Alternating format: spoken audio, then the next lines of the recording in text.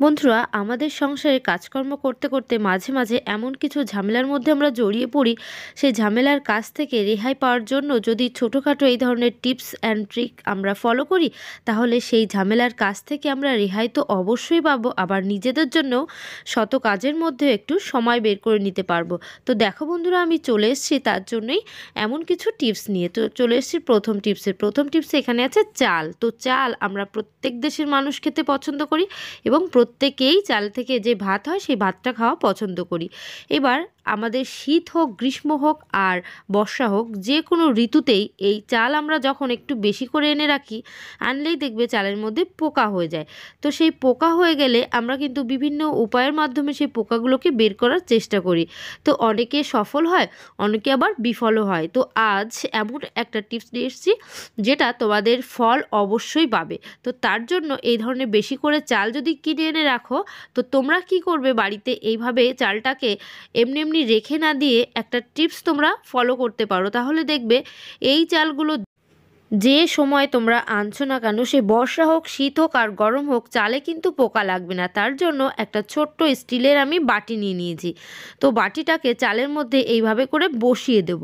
এইবার এই যে আমার ছোট একটা গ্লাস, সরি বাটি বললাম, এটা একটা গ্লাস। তো গ্লাসের মধ্যে একটা উপকরণ আমি মেশাবো, সেটা হলো ভিনিগার। তো বাড়িতে প্রত্যেকেরই দেখবে রান্নাঘরে ভিনিগার থাকে। সেই ভিনিগার যদি তোমরা এইভাবে ছোট্ট গ্লাসটার মধ্যে একটা গ্লাস ভিনিগার দিয়ে এইভাবে চালের মধ্যে রাখতে পারো, তাহলে দেখবে এই ভিনিগারের একটা নিজস্ব না একটা খুব স্ট্রং গন্ধ আছে। সেই গন্ধের কারণে চালের মধ্যে কিন্তু পোকা একেবারেই আসবে না, এখান থেকে পালিয়ে যাবে। আর যদি মনে করো যে খুব রোদের মধ্যে রাখতে পারছো, মানে এখন যেহেতু শীতের সময় তো খুব ভালো রোদ আসে না, যদি রোদ পাও তবে রোদের মধ্যে এইভাবে কিন্তু ঢাকনাটা খুলে রাখতে হবে। এইভাবে ভিনিগার দিয়ে তোমরা কিন্তু ঢাকনাটা আটকে রাখতে পারবে না। আর রোদেও যদি রাখো, রোদের মধ্যেও কিন্তু এইভাবে ঢাকনাটা খোলা রাখতে হবে। রাখলে এমনিতে রোদের কারণেও কিছু পোকা বেরিয়ে যাবে, তারপর এই যে ভিনিগারের যে একটা নিজস্ব স্ট্রং গন্ধ, সেই গন্ধের কারণে পোকা কিন্তু একেবারে লাগবে না। যদিও কোনো চালের মধ্যে পোকা হয়ে থাকে, সেই পোকাও কিন্তু বেরিয়ে যাবে। তো বন্ধুরা, আশা করছি আমার এই টিপসটা তোমাদের অনেকটাই কাজে আসবে, অনেকটাই ভালো লেগেছে। চলে এলাম আরও একটা টিপস নিয়ে। তো বন্ধুরা, বাড়িতে এই ধরনের যদি বটি থাকে, বটিতে আমরা সকাল থেকে রাত পর্যন্ত যখনই রান্না করি বটিতে কাটাকাটি করি। তো বটিতে এইভাবে সবজি মাছ মাংস কাটতে কাটতে না বটির একটা ধার আস্তে আস্তে কমতে শুরু করে। এবার সে ধার কমে গেলে তখন সবজি কাটাকাটি করতে গেলে না অনেকটা সমস্যার মধ্যেই আমাদের পড়তে হয়। এবার সেই সমস্যা থেকে রেহাই পাওয়ার জন্য আমরা কি করি, বাজারে নিয়ে যাই, দোকানের থেকে ঠিক ধার দিয়ে নিয়ে আসি। আর তাছাড়া গ্রামে যারা বাড়ি তারা কিন্তু বালি দিয়েই এই ধরনের বটিতে ধার দিয়ে নেয়। কিন্তু শহরে যারা থাকে তারা কিন্তু বালিটা পায় না। তখন তারা কিভাবে ঘরোয়া উপায়ের মাধ্যমে এই ধরনের বটিটাকে দোকানে খরচা করে, মানে টাকা পয়সা খরচা করে ধার না দিয়ে বাড়িতে বসে ধার করিয়ে নিতে পারবে, তার জন্য একটা পেপার নিয়ে নিয়েছি। পেপারের ওপরে নোড়াটা নিয়েছি, নোড়ার মধ্যে কিছুটা পরিমাণ লবণ আমি ছড়িয়ে দিচ্ছি। এইভাবে তোমাদের লবণ কিছুটা 1-2 চামচ লবণ তোমরা নোড়ার উপরে দিয়ে দেবে। তো এইভাবে নোড়ার উপরে দিয়ে সামান্য পরিমাণ একটু জল আমি দেবো এর মধ্যে। তো শুধু লবণে কাজ হবে না, এজন্য সামান্য একটু লবণ আমি ছিটিয়ে দেওয়ার মতো দিচ্ছি। দেখতেই পাচ্ছ 1-2 ফোঁটা করে দিয়ে দিলাম। দিয়ে তোমরা এই যে নোড়ার উপরে বটিটা যদি এই লবণের সঙ্গে ঘষতে পারো, তো দেখবে বটিটায় কিন্তু খুব ভালো ধার হয়ে যাবে। যে বটিটা আমরা ধার ছিল না, ভালো সবজি কাটতে পারছিলাম না, সেই বটিটাও কিন্তু খুব ভালো ধার চলে আসবে। তো বন্ধুরা, আমি কাজটা কিভাবে করছি তোমরা কিন্তু ঠিক সেইভাবেই করবে। একটা নোড়া নেবে, নোড়ার উপরে বালির জায়গায় লবণ দিয়েও তোমরা বটিটায় ধার করে নিতে পারো। আমরা যারা গ্রামের মানুষ তারা কিন্তু যেখানে সেখানেই বালি পেয়ে যাব, বালি দিয়ে কিন্তু বটি ছুরি খুব সহজেই ধার করে নিতে পারবো। কিন্তু যারা শহরে থাকে তাদের কিন্তু একটু বালি পাওয়ার সমস্যার ব্যাপার। এবার বাজারে না দিয়েও বাড়িতে বসে ঘরোয়া উপায়ের মাধ্যমেই কিন্তু বটিটা খুব সুন্দর করে ধার করিয়ে নেওয়া যাচ্ছে। তোমরা দেখতেই পাচ্ছ আমি কাজটা কিভাবে করছি। এইভাবে দেখো, লবণের উপরে এই যে নোড়ার উপর লবণ দিয়ে ঘষার কারণে বটিটা কিন্তু অনেকটাই ধার চলে এসছে। এবার এর মধ্যে কিন্তু আর কাটাকাটি করতে কোনো সমস্যা হবে না। এবার আমি ধুয়ে নিয়েও চলে এসেছি। ধুয়ে আনার পরে এই জায়গাটা, যে কালো জায়গাটা ছিল, সেই জায়গাটাও কিন্তু লবণের কারণে অনেকটা পরিষ্কার হয়ে গেছে। তাহলে তোমরা বুঝতেই পারছো আমার বটিতে কতটা ধার হয়ে গেছে। তো আশা করছি বটি ধার করার এই টিপসটা তোমাদের অনেকটাই কাজে আসবে আর অনেকটাই ভালো লেগেছে। চলে এলাম আরও একটা টিপস নিয়ে। তো বন্ধুরা, বাড়িতে যদি এই ধরনের ছোট ছোট ডিজাইনের কানের দুল, আংটি এই ধরনের জিনিস থাকে, দেখবে এর মধ্যে না অনেক সূক্ষ্ম সূক্ষ্ম কাজ করা থাকে। সেই সূক্ষ্ম কাজ যখন থাকে আমরা এটাকে সার্ফ সাবান দিয়ে পরিষ্কার করতে কিন্তু খুবই ভয় পাই।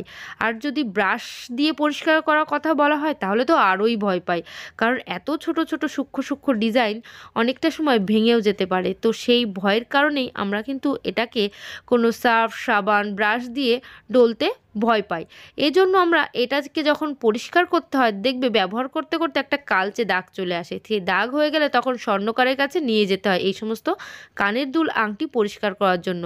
তো তার জন্য অনেকটা টাকা পয়সাও খরচা হয়। তো যদি টাকা পয়সা খরচা না করতে চাও, বাড়িতে বসে তোমরা এটা পরিষ্কার করতে চাও, আবার ব্রাশ দিয়ে ডলা মাজা করবে না ডিজাইন ভেঙে যাওয়ার জন্য, তার জন্য ছোট্ট একটা উপায় আছে। নিয়ে নেবে এরকম একটা টমেটো। তো টমেটো দিয়েই কিন্তু আজ এই সোনার জিনিসগুলো পরিষ্কার হয়ে যাবে। তো কতটা পরিষ্কার হবে তোমরা ভিডিওটা সম্পূর্ণ দেখার পরেই কিন্তু বুঝতে পারবে। তো একটা চাকুর সাহায্যে আমি টমেটোটাকে মাঝখান থেকে এইভাবে কেটে নিলাম। এইভাবে মাঝখান থেকে যখন কেটে নেবে, কেটে নেওয়ার পর দেখবে এই টমেটোর সাহায্যে তোমরা হয়তো ভাবছো কিভাবে সোনার গয়নাগুলো পরিষ্কার হবে। তো হ্যাঁ, হবে। তো সেই জন্য বলছি ভিডিওটা সম্পূর্ণটাই দেখো। এইভাবে কানের দুলগুলো আমি টমেটোর মধ্যে গুজে দেবো। তো দেখো বন্ধুরা, গুজিগুলো খুলে নিয়েছি। গুজি খুলে কানেরগুলো আমি টমেটোর মধ্যে কিভাবে সেট করে দিলাম। এইবার কি করব, আংটিটা আছে সেই আংটিটাও দিয়ে দেবো একবারেই, তাহলে সমস্ত কাজটাই হয়ে যাবে। তো এইভাবে আমার দেখো জুয়েলারিগুলোর মধ্যে কিন্তু কোনো গ্লেজ নেই, সেই গ্লেজ কিন্তু খুব সুন্দরভাবে ফিরে আসবে। তো কাজটা আমি কিভাবে করছি, টমেটোর মধ্যে হাফ যে টমেটো তার মধ্যে কানের দুলগুলো আংটিটা আমি এইভাবে সেট করে দিলাম। আর উপরের টমেটোর যে অংশটা এইভাবে মুখটা আটকে দেবো, আটকে এইভাবে একটু কিন্তু ঘষে নেব। এইভাবে ঘষার পর দেখবে টমেটোর এই যে ভেতরে যেহেতু শক্ত কোনো জিনিস নেই, একেবারে নরম পাল্প মতো আছে, তো তার মধ্যে কানের আংটি এগুলো থাকলে ওর তো কোনো ক্ষতিই হবে না ডিজাইনের, বরঞ্চ খুব সুন্দরভাবে পরিষ্কার হয়ে যাবে। আর পরিষ্কার হবে তারও একটা কারণ আছে, টমেটোর মধ্যে যেহেতু টক জাতীয় টমেটোটা, সেই টকের কারণে কিন্তু যে এই ধরনের জুয়েলারিগুলো অনেকটা সুন্দরভাবে পরিষ্কার হয়ে যাবে, অনেকটা গ্লেজ চলে আসবে। সেই স্বর্ণকারের কাছে নিয়ে গিয়ে যে গ্লেজ ফিরে আসবে, সেই গ্লেজের মতোই কিন্তু এই জুয়েলারিগুলোর মধ্যে গ্লেজ ফিরে আসবে। তো তোমরা বাড়িতে বসেই যদি এইভাবে তোমাদের সোনার জিনিসপত্রগুলো তোমরা পরিষ্কার করে নিতে পারো, সেটা এইভাবেই নিতে হবে। তো দেখো বন্ধুরা, জলে ধুয়ে নিয়ে চলে এসেছি। আমার এই গয়নাগুলোর মধ্যে কিন্তু খুব সুন্দরভাবে গ্লেজ চলে এসছে। তো আশা করছি আমার এই টিপসটা তোমাদের অনেকটাই কাজে আসবে, অনেকটাই ভালো লেগেছে। আর আমার চ্যানেলে যে সমস্ত নতুন বন্ধুরা আছো অবশ্যই কিন্তু আমার চ্যানেলটিকে সাবস্ক্রাইব করে নেবে আর অল নোটিফিকেশান অন করে দেবে, তাহলে আমার চ্যানেলে এই ধরনের টিপস ভিডিও তোমাদের কাছে কিন্তু সবার আগে পৌঁছে যাবে। তো বন্ধুরা, তোমরা দেখতেই পারছো আমি গয়নাগুলো কিভাবে পরিষ্কার করে নিলাম। তো এইভাবে বাড়িতে বসে কোনো ঝামেলা ছাড়া, কোনো ব্রাশ ছাড়া, সাবান শ্যাম্পু কিছুই ছাড়া তোমরা তোমাদের গয়নাগুলো পরিষ্কার করে নিতে পারবে। তো চলে এলাম আরও একটা টিপস নিয়ে। তো বন্ধুরা, অনেক সময় দেখবে আমাদের আইবুড়োতে একদম চুল থাকে না, আবার কপালের দিকেও অনেকটা জায়গায় সাইড থেকে ফাঁকা হয়ে যায়, অনেকটা সময় সিঁথিও ফাঁকা হয়ে যায়, কারণ সিঁথিতে আমরা যখন সিঁদুর পরি পড়তে পড়তে ওই জায়গাটা চুল উঠতে শুরু করে দেয়। এবার আমাদের মাথার ঠিক এই যে কেনি মতো করে যে জায়গাটা মানে কর্নারটা, সেই কর্নারেও কিন্তু চুল থাকে না। তো এই সমস্ত সমস্যা ছেলে অথবা মেয়ে উভয়ের কিন্তু চুল পড়ার যে সমস্যাটা আমাদের থেকেই যায়। তো সেইটা কিভাবে উপকার পাবো তারই একটা ছোট্ট টিপস নিয়ে চলে এসেছি। তো দেখো বন্ধুরা, এখানে আমি নিয়ে নিয়েছি এক বাটি দুধ। দুধের ব্যবহার করি আমরা কিসের কাজে, অনেক সময় পায়েস তৈরি করি, চা করি, কফি করি, বাটার তৈরি করি, ঘি, এই সমস্ত কাজে আমাদের কিন্তু এই দুধের ব্যবহার হয়। এমন একটা টিপস আজ তোমাদের সঙ্গে শেয়ার করতে চলেছি যেটা তোমাদের অনেকটাই কিন্তু কাজে আসবে। তো এই যে দুধ নিয়ে নিয়েছি, দুধের মধ্যে একটা এমন উপকরণ মেশাবো, মেশানোর পর কিন্তু এই কাজটা আমার খুব ভালোভাবে হয়ে যাবে। এমন একটা হ্যাক শেয়ার করতে চলেছি যেটা কিন্তু তোমাদের কাজে আসতে বাধ্য। তো দেখো বন্ধুরা, এখানে নিয়ে নিয়েছি একটা কাচের বাটি। এবার এই যে কাচের বাটির মধ্যে আমি নিয়ে নিচ্ছি 2 থেকে 3 চামচ মতো দুধ। তো এই যে 2 চামচ 3 চামচ মতো দুধ আমি এর মধ্যে নিয়ে নেব। এবার এর মধ্যে আরও একটা জিনিস দিতে হবে, সেটা হলো পেঁয়াজ। তো আমাদের প্রত্যেকের বাড়িতে পেঁয়াজ রান্নাবান্নার কাজে ব্যবহার হয়, কিন্তু আজ দুধের মধ্যে আমি পেঁয়াজ মেশাবো। এবার দুধের মধ্যে পেঁয়াজ আমি কিভাবে মেশাবো আর কি কারণে মেশাবো সেটা তো প্রথমেই বললাম। আমাদের অনেকের আইব্রুর সমস্যা, চুলের আইব্রুতে যে চুল থাকছে না, মাথার কর্নার থেকে চুল পড়ে যাচ্ছে, সিঁথিতে চুল পড়ে যাচ্ছে, সেই সমস্ত সমস্যার রেহাই পাওয়ার জন্য কিন্তু দুধের মধ্যে আমি পেঁয়াজ মেশাবো। সেটা কিভাবে, পেঁয়াজটাকে মাঝখান থেকে আমি এইভাবে দুটো খণ্ড করে নিয়েছি, খণ্ড করে খোসাটা কিন্তু ছাড়িয়ে নিচ্ছি। খোসাটা ছাড়িয়ে নেব, ছাড়িয়ে এই যে পেছনের অংশটা আমি কেটে দিচ্ছি। কেটে এবার কিন্তু নিয়ে নেব একটা গ্রেটার। তো বন্ধুরা, গ্রেটারের সাহায্যে এই পেঁয়াজটাকে কিন্তু আমার গ্রেট করে নিতে হবে। এবার এই যে গ্রেট করা যে পেঁয়াজ, এই পেঁয়াজটার কিন্তু আমার আসল কাজ। তো দেখো বন্ধুরা, পাশে তো একটা বাটির মধ্যে আমি দুধ নিয়েই নিয়েছি। এইবার আমি গ্রেট করে নিচ্ছি কিছুটা পেঁয়াজ। পেঁয়াজ আমাদের চুলের পক্ষে কতটা উপকারী আমরা কিন্তু অনেকেই জানি। চুলের গোড়াতে যাদের চুল পড়ার সমস্যা থাকে তারা যদি এই পেঁয়াজের রস চুলে রেগুলার মাখতে পারে, মাখলেই দেখবে তাদের চুল পড়ার সমস্যা কিন্তু একেবারে কমে যাবে। কিন্তু আজ যে টিপসটা আমি শেয়ার করছি, এটার জন্য আমি পেঁয়াজটাকে গ্রেট করে নিলাম। গ্রেট করে আমার পেঁয়াজের রসের প্রয়োজন। এবার পেঁয়াজের রস আমি এইভাবে বের করে নিয়েছি। এইভাবে এইটা কিন্তু একভাবে মিশিয়ে দিলেই হবে না, এটার থেকে আমার 2-4 ফোঁটা যেটুকু আমার রস বের হয় পেঁয়াজের, সেই রসেরই প্রয়োজন। তার জন্য আমি একটা ছেঁকনিও নিয়ে নেব।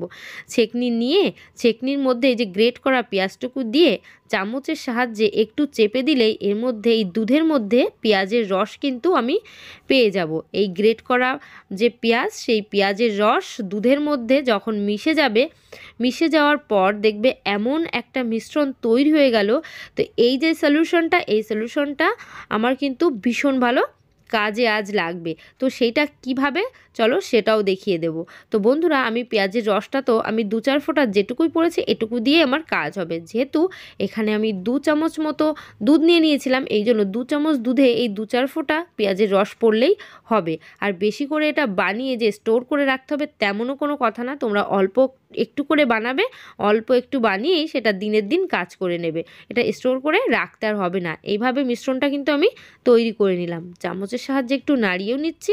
নাড়িয়ে এইবার এটাকে আমি কি কাজে নেব, যাদের আইব্রুর সমস্যা, মানে আমাদের ব্রুতে যাদের চুল নেই, তারা কি করবে, একটু তুলো নেবে, তুলোতে এই মিশ্রণটা একটু তুলে নেবে। তুলে তোমরা ঠিক আমাদের ব্রুর মধ্যে এইভাবে একটু একটু করে চেপে চেপে লাগিয়ে দেবে। আবার যেখানে কপালে সিঁথিতে চুল নেই, সেই সিঁথির জায়গাও তুলো করে এইভাবে ট্যাপ ট্যাপ করে এই রসটা তোমরা লাগিয়ে দেবে।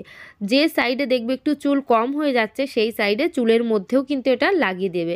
দিলে তাহলে দেখবে চুল পড়া তো বন্ধ হবে, আর যেখানে চুল পড়ে গেছে সেই সমস্ত জায়গাও কিন্তু চুল আবার নতুন করে উঠবে।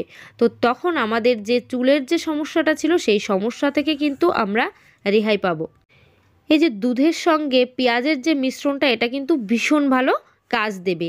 রাতে শুতে যাওয়ার আগেই কিন্তু এই কাজটা করতে হবে। মানে যখন ঘুমাতে যাচ্ছ, ঘুমাতে যাওয়ার আগে আইব্রুতে হোক, চুলের মধ্যে হোক, সিঁথিতে হোক, সব জায়গায় এইভাবে এই দুধ আর পেঁয়াজের এই মিশ্রণটা লাগিয়ে দিতে হবে। লাগিয়ে সারা রাত কিন্তু তাহলে কাজ হবে। এই রসটা আমাদের চুলের মধ্যে কোনো অসুবিধা কিন্তু আমাদের হবে না এই রসটা লাগিয়ে রাখলে।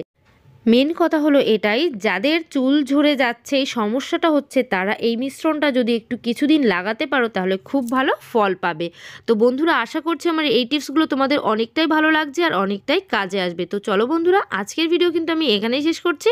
আশা করছি সবাই ভালো থাকবে, সুস্থ থাকবে। আবার নেক্সট ভিডিও তাড়াতাড়ি দেখা হচ্ছে। তো বাই, টাটা।